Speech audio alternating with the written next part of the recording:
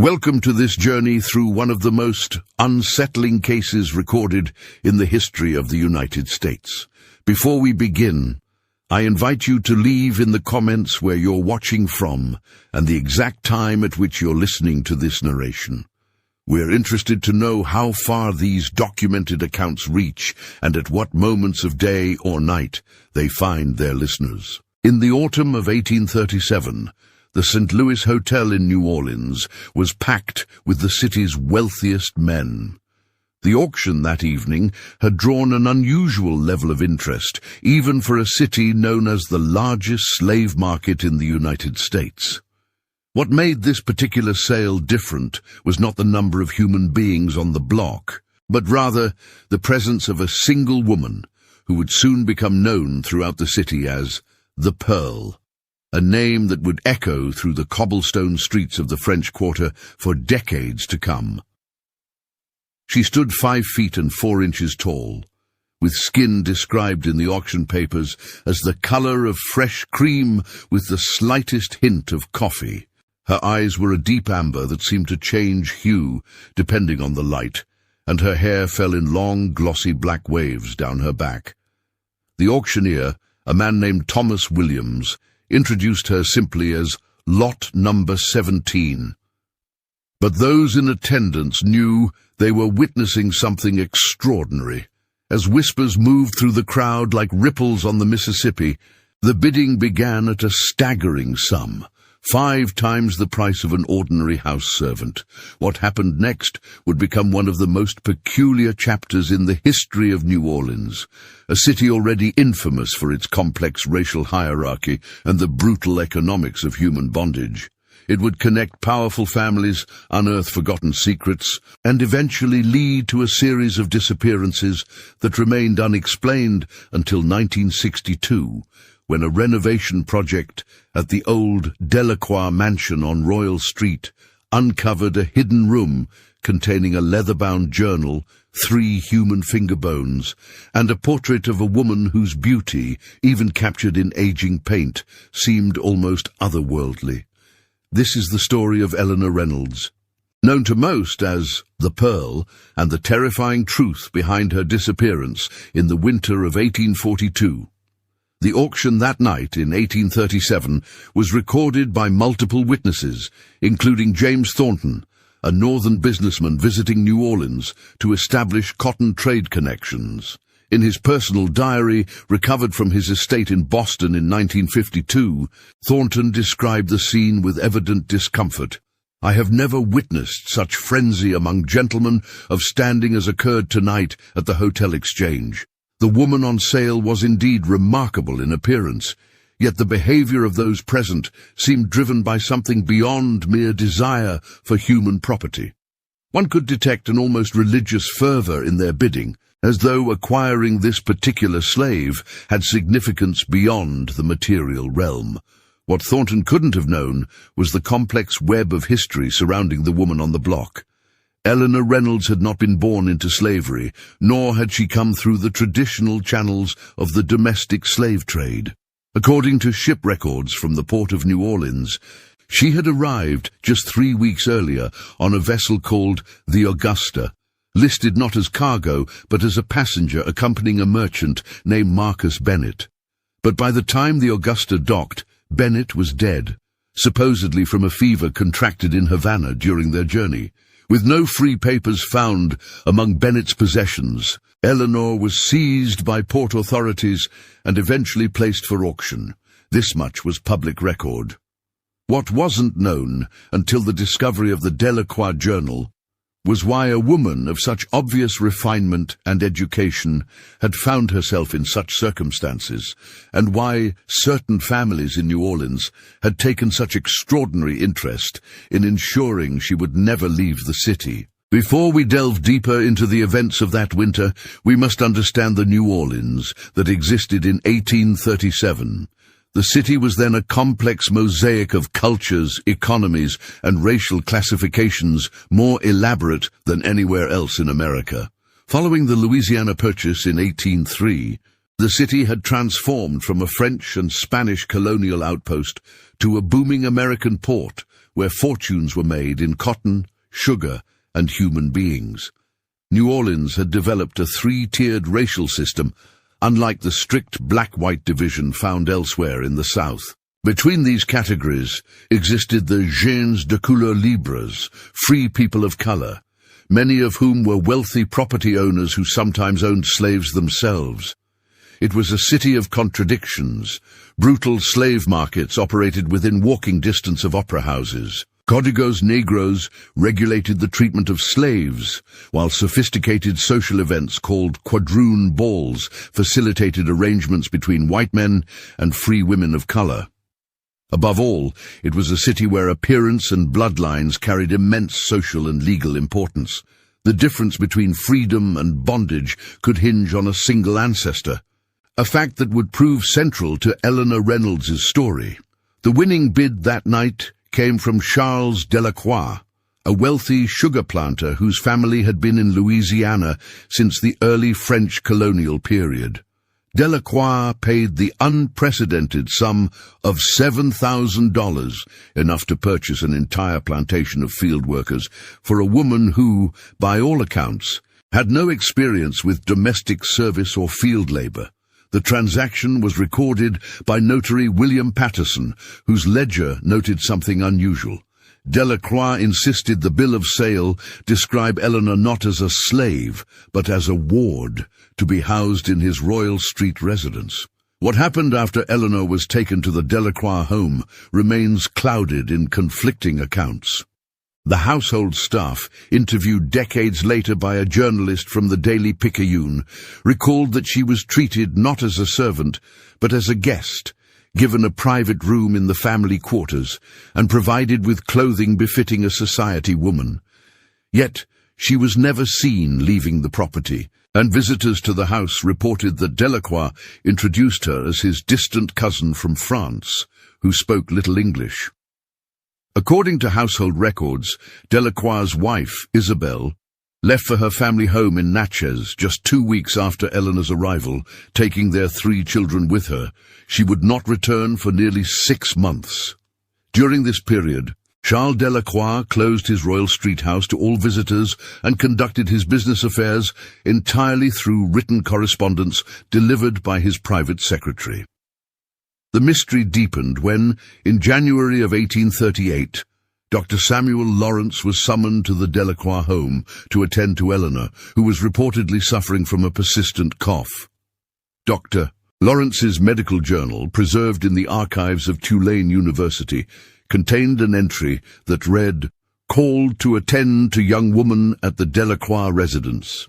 Patient exhibits symptoms consistent with consumption, though her overall constitution appears sound. What troubles me more is the evident distress in her manner. When alone, she asked if I knew of her true circumstances before her arrival in New Orleans.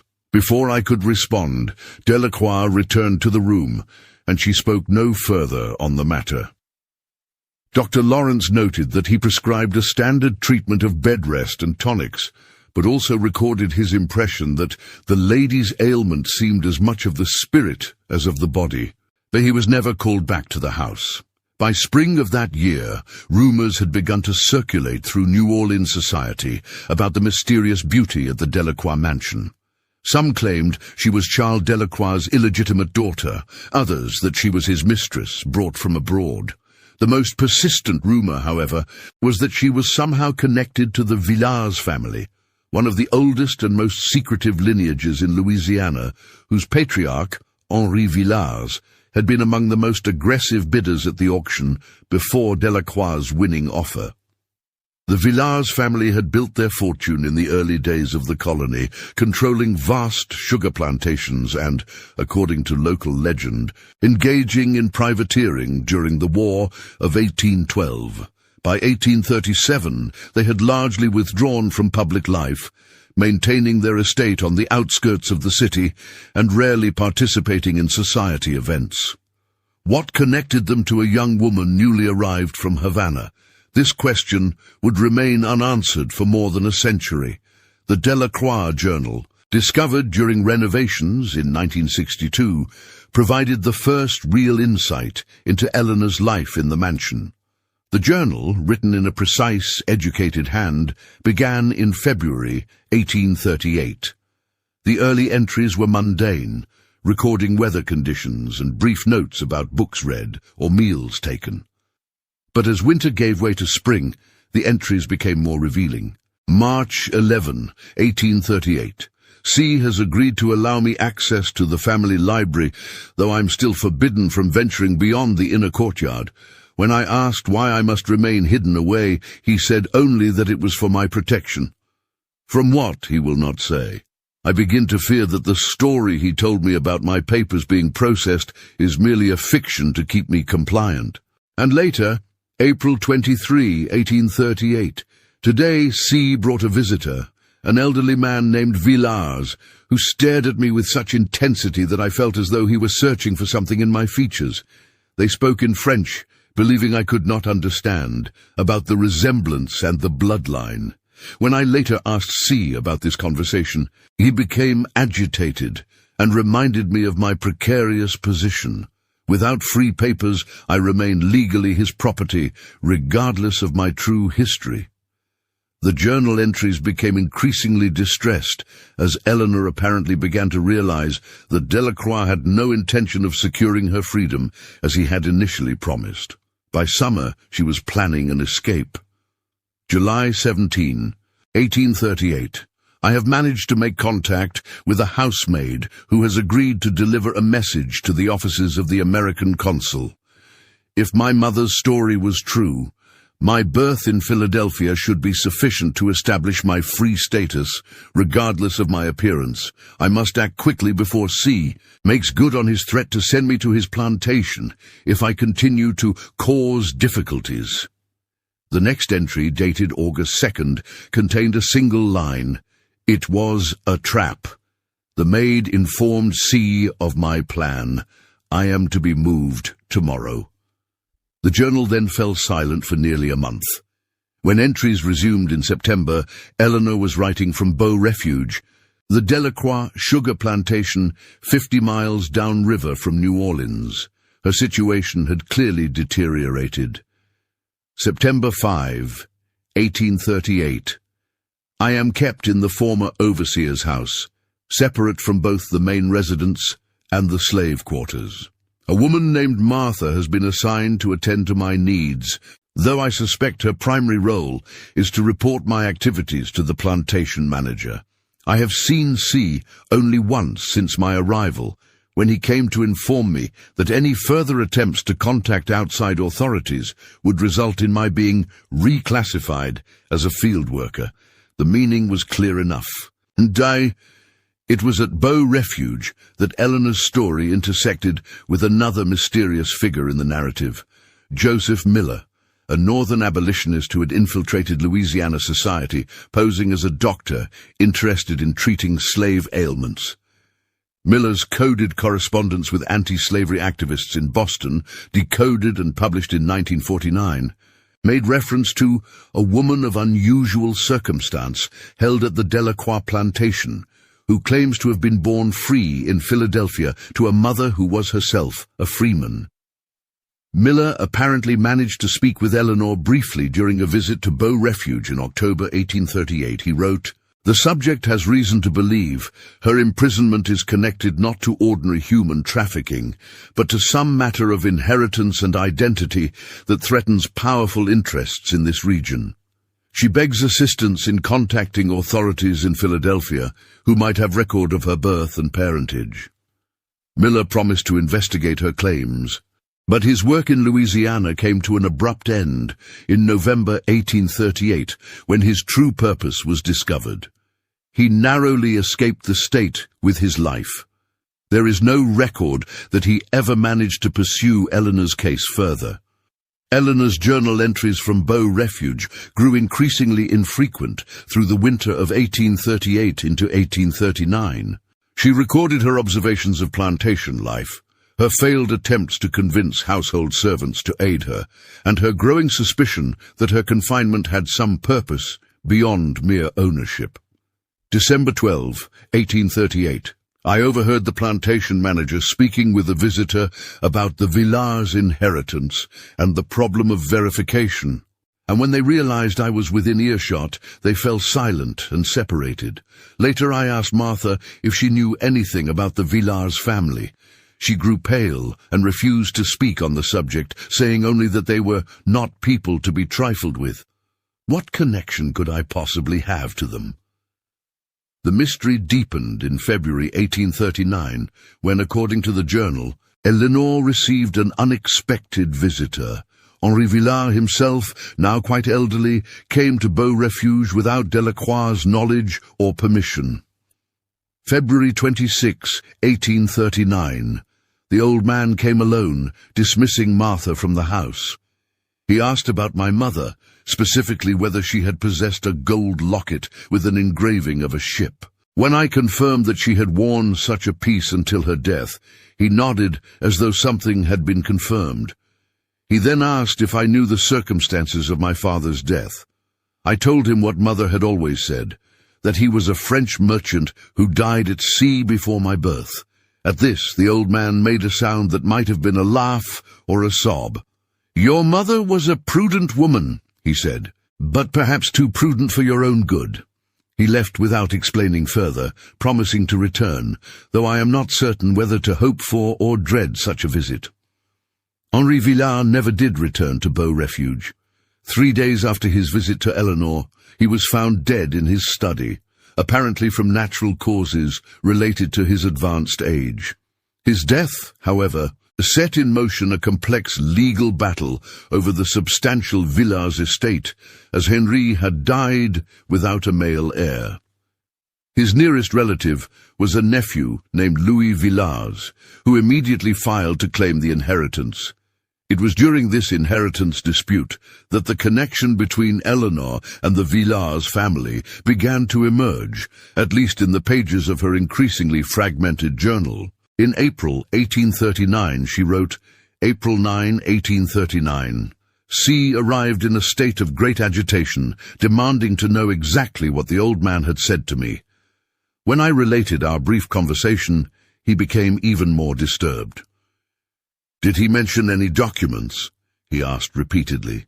"Any papers he might have given your mother?" I told him truthfully that the old man had mentioned nothing of the sort. C then searched my room thoroughly before leaving, taking with him my mother's Bible, the only possession I had managed to keep with me from Philadelphia. Within its pages were my mother's few letters and papers, including my certificate of birth.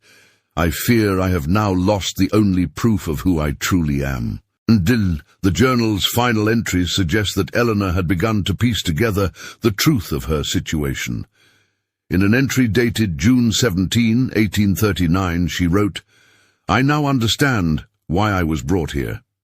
It was never about my value as property, but about preventing me from claiming what might rightfully be mine. My mother once told me that my father's family had rejected her, but she never explained why. If what I now suspect is true, then my father was not simply a French merchant, but a Villars, perhaps even Henri's son. And if documentation of such a connection exists, it would explain C.'s desperate efforts to keep me hidden away and classified as a slave, rather than a potential claimant to one of the largest fortunes in Louisiana." This theory aligned with rumors that had long circulated in New Orleans about Henri Villars' estranged son, Jean-Baptiste, who had allegedly formed a relationship with a free woman of color in Philadelphia in the early 1800s. According to these rumors, Jean-Baptiste had been disowned by his father, but may have secretly married the woman before his death at sea in 1817, the year of Eleanor's birth. If Eleanor was indeed Jean-Baptiste's legitimate daughter, and if proof of the marriage existed, she would have had a claim to the Villars' inheritance under French inheritance laws that still influenced Louisiana's unique legal code. Such a claim would have been unprecedented and scandalous, as it would have meant recognizing a woman with African ancestry, however minimal, as the rightful heir to one of Louisiana's most prestigious white family fortunes. The final dated entry in Eleanor's journal was from September 3rd, 1839. She wrote, "I have found a way. The riverboat stops here tomorrow to take on sugar. Martha has agreed to help me in exchange for the pearl earrings Mother left me. If all goes well, I will be in New Orleans by nightfall, and from there I can seek passage north. I must find those papers before it is too late." The journal ends there, leaving historians to piece together what happened next through other sources. According to Bow Refuge plantation records, a female slave matching Eleanor's description was indeed reported missing on September 4th, 1839. A substantial reward was offered for her return, but the primary search focused on riverboats heading north toward free territories. Instead, evidence suggests that Eleanor made her way back to New Orleans, perhaps intending to search the Delaqua townhouse for her mother's papers before leaving the South. A receipt from a French quarter apothecary, dated September 7th, 1839, shows the purchase of women's toiletries charged to the account of Marie Laveau, the famous voodoo priestess who was known to sometimes shelter fugitives within her extensive network. For almost 3 years, Eleanor Reynolds seemingly vanished from all records. The Villars inheritance case proceeded, with Louis Villars ultimately being confirmed as the rightful heir in 1841, after no other claimants came forward with sufficient proof of relation. Charles Delaqua, after an initial aggressive search for his missing property, appeared to abandon the pursuit, focusing instead on resolving mounting financial difficulties that had begun to plague his once prosperous sugar operations. Then, in January 1842, Eleanor Reynolds reappeared in New Orleans society in a manner that shocked even that scandal-accustomed city. She attended the annual Mardi Gras ball at the St. Louis Hotel, the very building where she had been sold 5 years earlier, not as a slave or servant, but as the elegantly attired companion of Louis Villars, the new head of the Villars family. Multiple witnesses described the sensation caused by her entrance. The society columnist for the Daily Picayune wrote, "The mysterious beauty on the arm of Mr. V caused all conversation to cease momentarily as they entered the ballroom. She was adorned in a gown of midnight blue silk that emphasized her extraordinary complexion and bearing." Those who had attended certain transactions at the same venue some years prior exchanged significant glances, though none dared make explicit reference to the lady's previous appearance there. What arrangement existed between Eleanor and Louis Villars remains uncertain. Some historians suggest he may have purchased her freedom secretly, while others propose a more complex scenario in which Eleanor had obtained leverage over the Villars' heir through discovery of documents related to her parentage. What is clear is that their public appearance together represented an unprecedented breach of New Orleans' social boundaries, regardless of Eleanor's ambiguous racial classification. Charles Delacroix was also in attendance at the ball that night. According to multiple accounts, he grew visibly distressed upon seeing Eleanor with Louis Villars, attempting to approach them before being physically restrained by friends. He left the event shortly thereafter. 3 days later, he filed a legal complaint claiming that Louis Villars had unlawfully taken possession of human property rightfully belonging to the Delaqua estate. The complaint was quietly withdrawn within 24 hours. On February 12, 1842, Eleanor and Louis Villars were seen boarding a steamship bound for France. According to passenger manifests, they traveled as Mr. Louis Villars and Ward. They left behind a New Orleans already ablaze with rumor and speculation. They would never return to American soil. And here the documented history might have ended, were it not for the events that unfolded at the Delaqua mansion 2 weeks after their departure. On February 27, 1842, neighbors reported unusual activity at the normally quiet Delaqua residence on Royal Street. Lights burned through the night, and servants were seen carrying large trunks to waiting carriages. By morning, the house stood empty, with no formal announcement of the family's departure.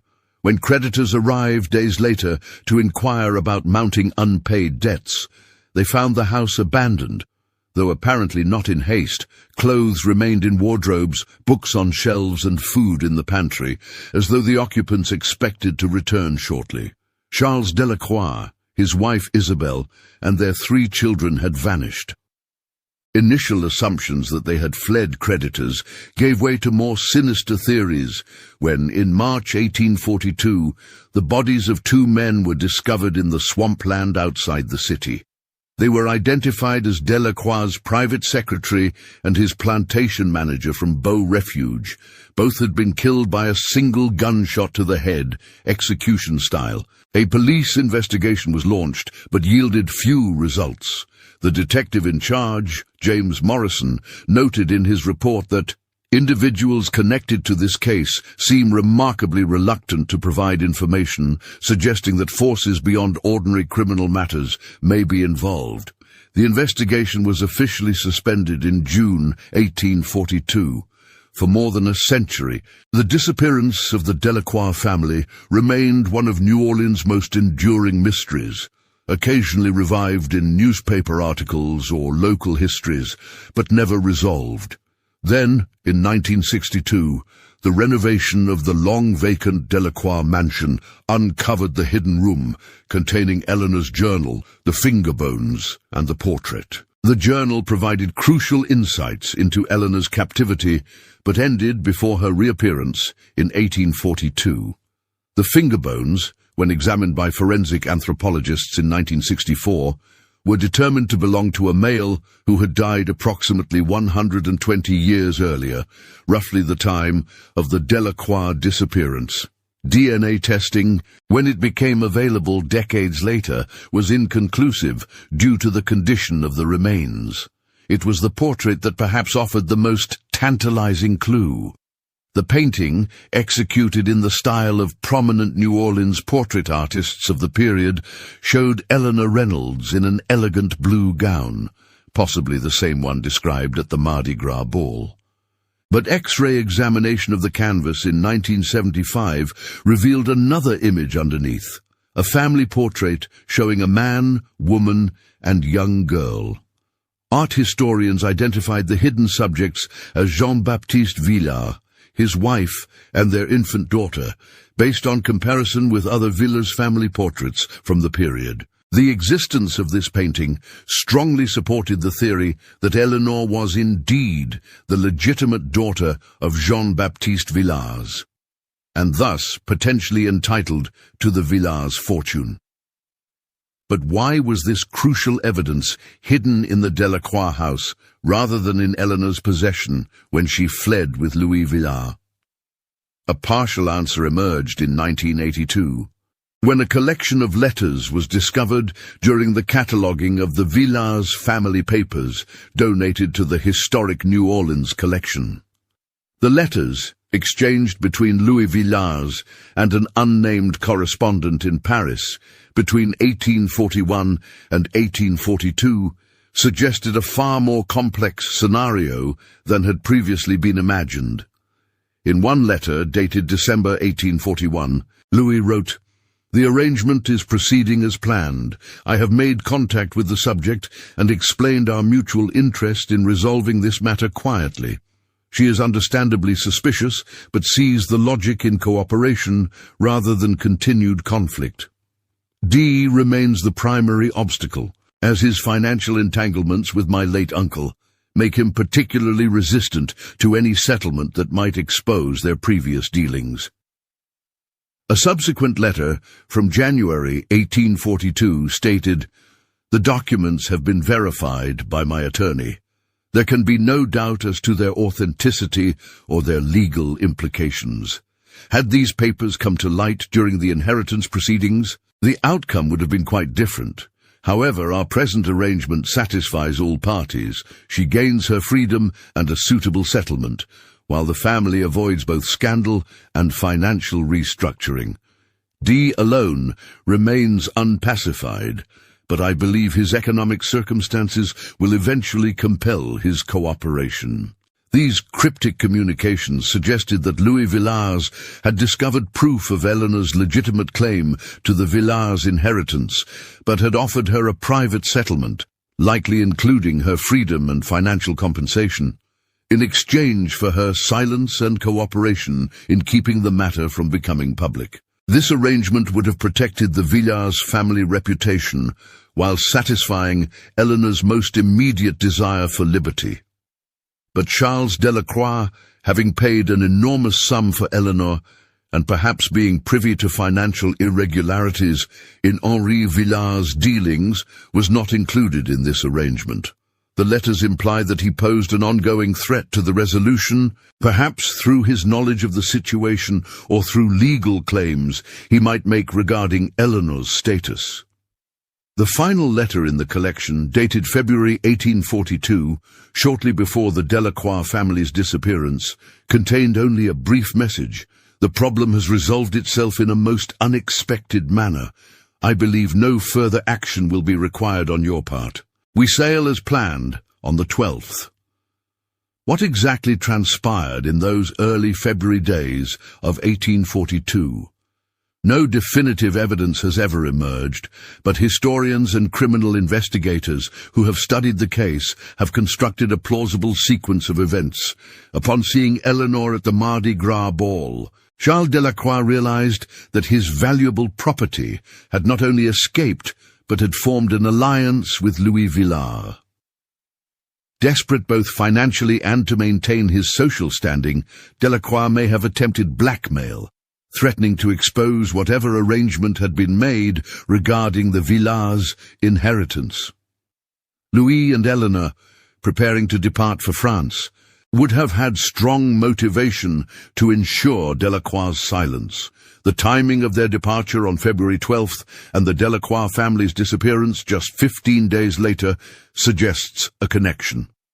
The murdered secretary and plantation manager may have been eliminated as witnesses to whatever occurred at the Delaqua home. The finger bones found in the hidden room have never been positively identified, but their presence alongside Eleanor's journal and the concealed portrait points to a violent conclusion to the Delaqua family's story. In 1968, French police records were discovered that shed the final piece of light on the mystery.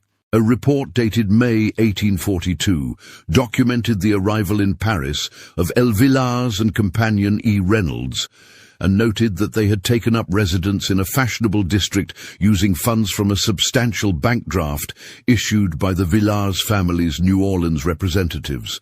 They apparently lived quietly in France for several years before relocating to England in 1847. English census records from 1851 list a Louis and Eleanor Villars residing in London, with Eleanor described as wife rather than ward. They had 2 children by this time. The family remained in England until at least 1861, after which they disappear from public records. As for the Delaqua family, no trace of them was ever found. Their abandoned Royal Street house remained unoccupied for decades, acquiring a reputation as one of the most haunted properties in a city known for its ghostly residents. Local legend held that on certain nights, particularly during carnival season, the sounds of a struggle could be heard from within the empty house, followed by a woman's triumphant laughter. The case of Eleanor Reynolds represents a rare documented instance where the brutal economics of the slave system collided with the complex racial and inheritance laws of Louisiana, resulting in a chain of events that culminated in multiple disappearances and likely murders. It serves as a stark reminder of the human cost of a society built on racial categorization and human bondage, where a person's freedom, identity, and very life could depend on ancestry and appearance. The portrait of the Pearl now hangs in the historic New Orleans collection, a silent testament to a woman who refused to accept the fate that powerful men had designed for her. Her journal, with its eloquent account of captivity and resistance, has become an important primary source for historians studying the experiences of those trapped in the peculiar institution of American slavery. The final entry in the museum catalogue describing Eleanor's portrait contains a fitting epitaph.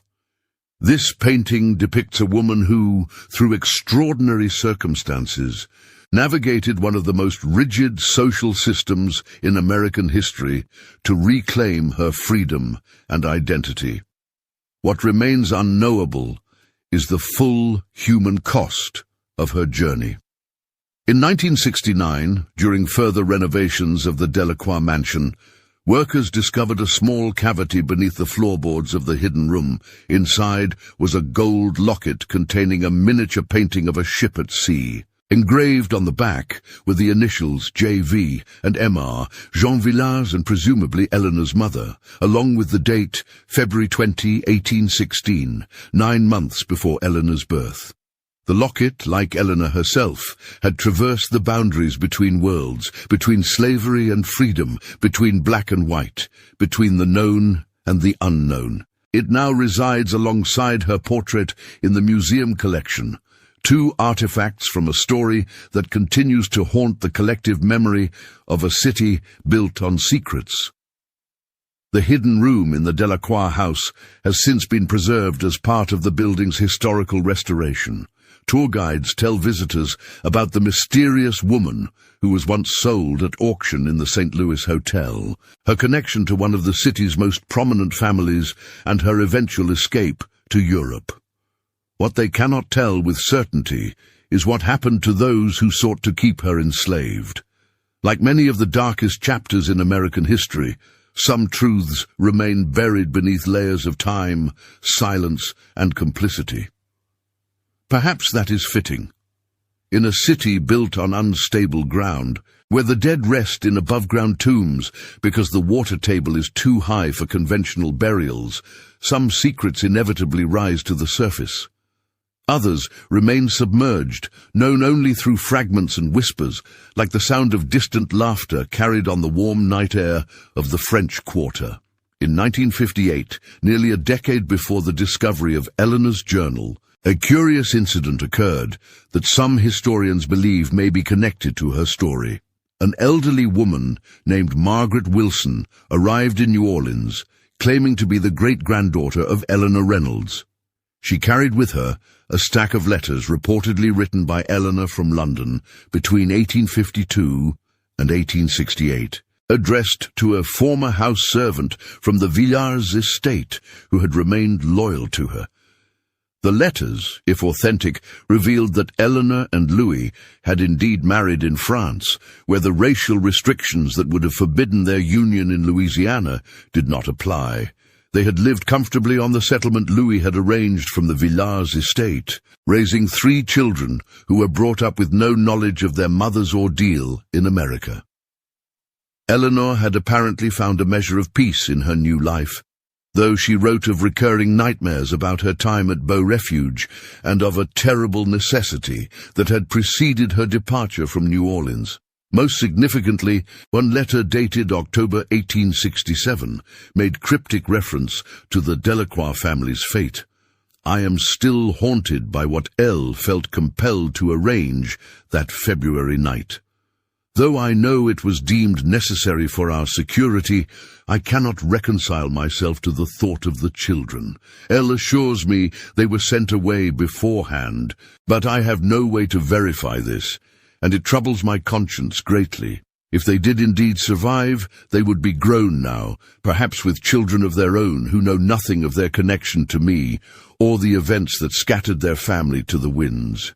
Margaret Wilson submitted these letters to the Louisiana Historical Society for authentication, but died suddenly of a heart attack before the process could be completed.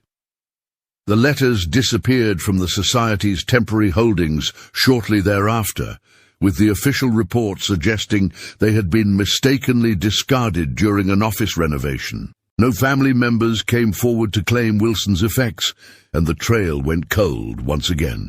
Then, in 1976, a researcher named Thomas Lawrence, working on a comprehensive history of New Orleans slave markets, uncovered shipping records from March 1842 that documented 3 children traveling unaccompanied from New Orleans to Havana. The children's ages matched those of the Delaqua offspring, though they traveled under the surname Reynolds. Their guardian was listed as Martha Bernard, a name that appeared in Eleanor's journal as the servant assigned to watch over her at Bow Refuge plantation. This discovery lent credence to Eleanor's suggestion in the purported Wilson letters that the Delaqua children had been spared whatever fate befell their parents. It also implied a level of planning and coordination that went beyond a simple act of revenge or elimination of threats. If Eleanor and Louis had arranged for the children's safe passage to Cuba before dealing with Charles and Isabel Delaqua, it suggested a complexity of moral reasoning that defied simple categorization. Cuban records showed no further trace of the children or their guardian after their arrival in Havana. Had they been absorbed into the local community, perhaps taken in by one of the many French-speaking émigré families that had settled there after fleeing the Haitian Revolution? Or had they been sent further afield, perhaps to Europe or South America, to ensure they could never return to claim their heritage or seek retribution?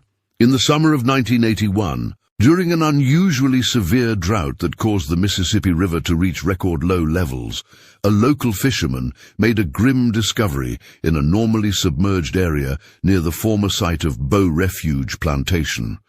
The receding waters had exposed the remnants of an old flatboat containing human remains, a man, woman, and 2 adult males.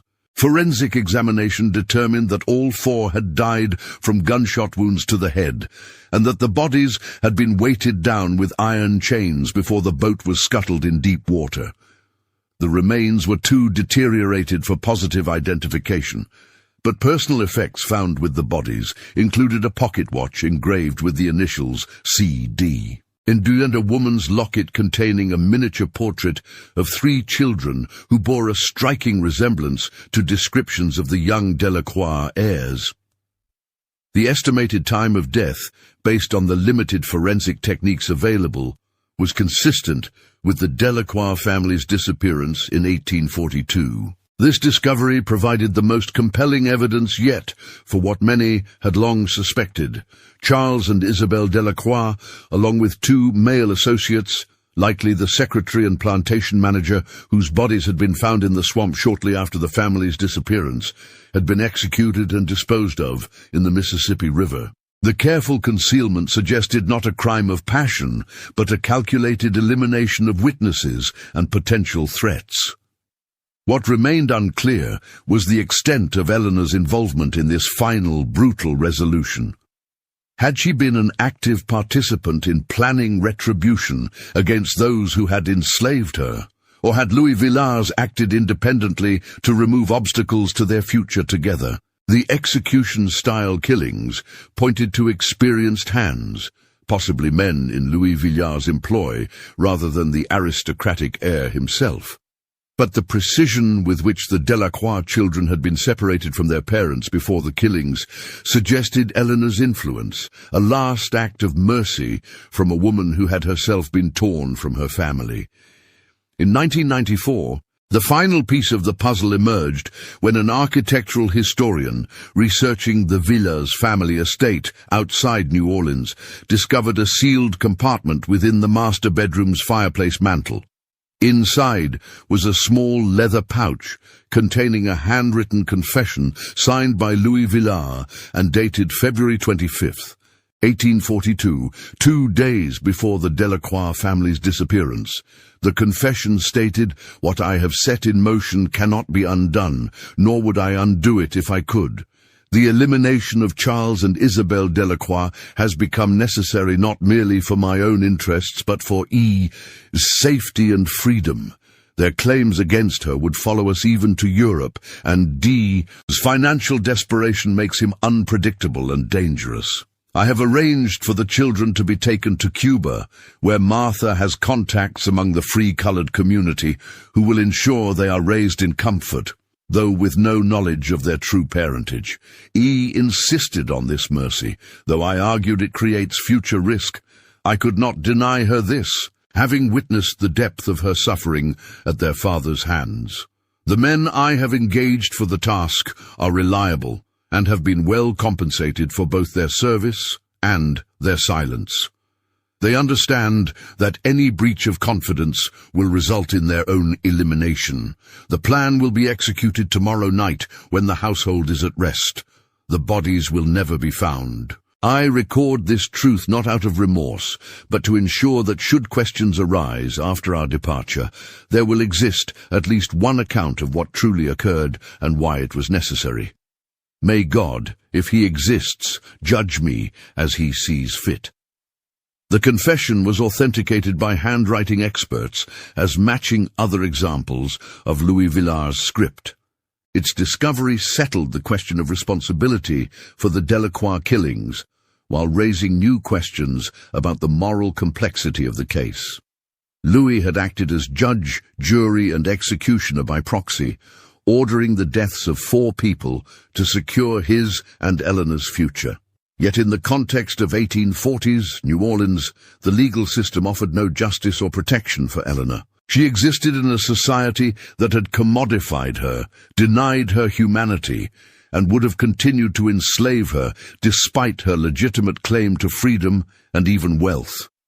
In 2002, DNA testing was performed on remains from a London cemetery where parish records indicated an Eleanor Vilars, formerly of America, had been buried in 1872. The results were compared with genetic material recovered from the finger bones found in the hidden room of the Delaqua mansion. The tests confirmed a biological relationship, suggesting the finger bones likely belonged to Charles Delaqua, a gruesome trophy that had somehow been preserved in the secret room alongside Eleanor's journal and the concealed family portrait. Eleanor Reynolds Vilars died at the age of 55, having lived more than half her life as a free woman in Europe. According to London church records, her funeral was well attended by family and numerous friends, suggesting she had found community and perhaps even happiness in her adopted country.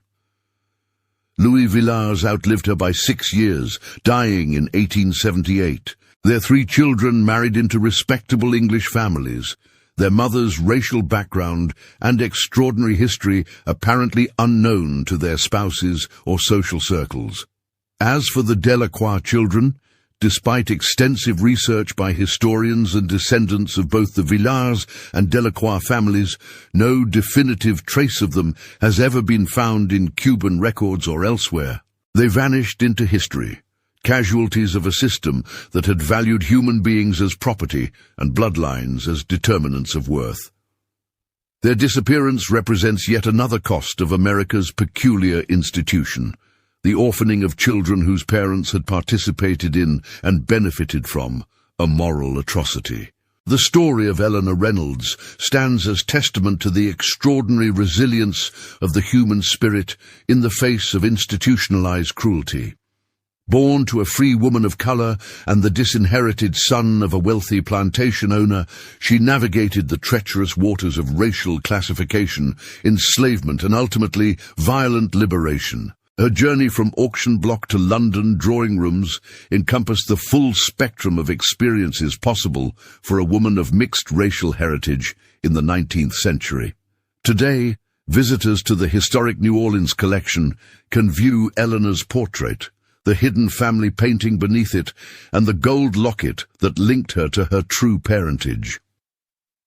These artifacts, along with her journal, constitute one of the most complete records of the inner life of a woman caught in the machinery of American slavery.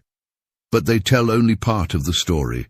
The rest exists in silences, in the absence of the Delaqua family from subsequent history, in the unknown fate of their children, in the gaps between journal entries, and in the moral ambiguities inherent in acts of violence committed in the name of justice, when no legal justice was available. In recent years, descendants of the Vilars family have established a scholarship fund for African American students studying law, named in Eleanor Reynolds' honor. The fund's creation was accompanied by a formal acknowledgement of Eleanor's place in the family lineage and an apology for the actions of Henri Villars in denying her father's marriage and her rightful heritage. It represents a small step toward reconciliation with a history that continues to shape American society and its institutions. The former Delaqua mansion on Royal Street, after changing hands multiple times, now operates as a small historic hotel. Guests occasionally report unusual phenomena: the sound of a woman's footsteps in the night, items moved from where they were left, and most commonly, a feeling of being watched in the vicinity of the hidden room, which has been preserved as a historical feature of the building. Whether these are manifestations of restless spirits, or simply the power of suggestion in a city steeped in stories of the supernatural, remains a matter of individual belief. What is certain is that the walls of that house absorbed the suffering of a woman who refused to accept the identity forced upon her, who fought, survived, and ultimately transcended the boundaries erected to contain her. Eleanor's journal ends with her plans for escape, but her story continued long after those final written words. She transformed herself from property to person, from captive to free woman, from victim to perhaps even avenger. In doing so, she embodied the fundamental contradiction at the heart of American slavery, the persistent, undeniable humanity of those whom the system attempted to reduce to mere commodities. In the end, the bizarre mystery of the Pearl is not merely a tale of auction blocks and hidden rooms, of forged documents and midnight escapes, of love across racial boundaries, or even of murder concealed by flowing waters. It is the story of a woman who insisted on writing her own narrative in a time and place determined to write it for her. That she succeeded, even at terrible cost, stands as both inspiration and indictment. A complex legacy that continues to resonate in a nation still grappling with the long shadow of its founding sin. As night falls over the French Quarter and gas lamps cast their flickering glow across cobblestone streets, tour guides still point out the Delaqua house to visitors eager for tales of ghosts and scandal. Few among them recognize that they walk daily over ground where human beings were once bought and sold, or that beneath the Mississippi's muddy surface may lie the bones of those who participated in that commerce. The river keeps its secrets, as does the city built precariously beside it. But occasionally, when conditions are just right, when waters recede, or walls are opened, or long-sealed documents come to light, the truth emerges, demanding acknowledgement. In those moments, we glimpse not just the specific horrors endured by Eleanor Reynolds and inflicted by Charles Delacroix, but the larger horror of a society built on such relationships. Perhaps that is why Eleanor's portrait continues to draw visitors who stand before it in lengthy contemplation. In her amber eyes, expertly rendered by an unnamed artist, one can see both suffering and determination, vulnerability and strength. She gazes not at the viewer, but slightly past, towards something or someone beyond our field of vision. What she sees there, judgment, redemption, or simply the next chapter in her extraordinary life, remains as mysterious as the woman herself. In 2019, a team of forensic scientists and historians used advanced imaging technology to examine the hidden portrait beneath Eleanor's painting in unprecedented detail. The results confirmed what had long been suspected. The family portrayed was indeed Jean-Baptiste Villars, his wife Marie Reynolds, and their infant daughter. More surprisingly, spectral analysis of the paint revealed that Eleanor herself had likely been the artist who painted over the original portrait, using similar pigments and techniques to create her own image atop that of her family.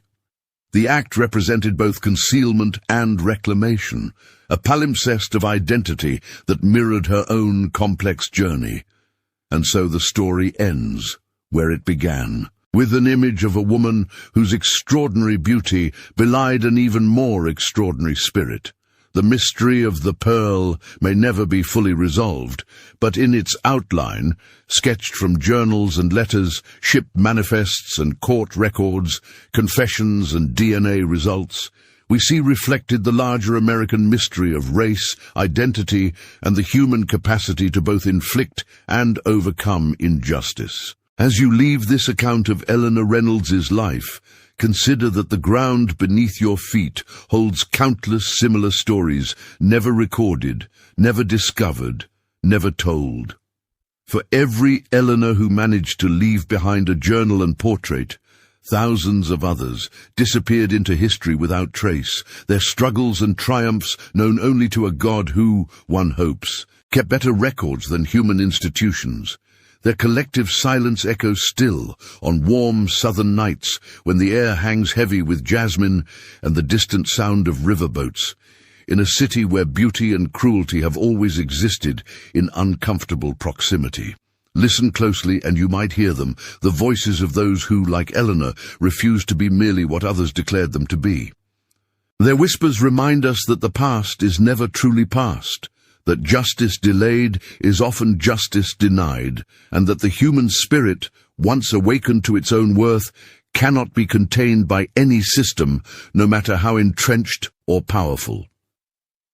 In the words written on the back of Eleanor's portrait when it was donated to the historic New Orleans collection in 1974, remember her not for her beauty, which was remarkable, nor for her suffering, which was immense, but for her determination to exist on her own terms in a world that offered her no place. In this, she achieved what few of any race or station can claim. She wrote herself into being.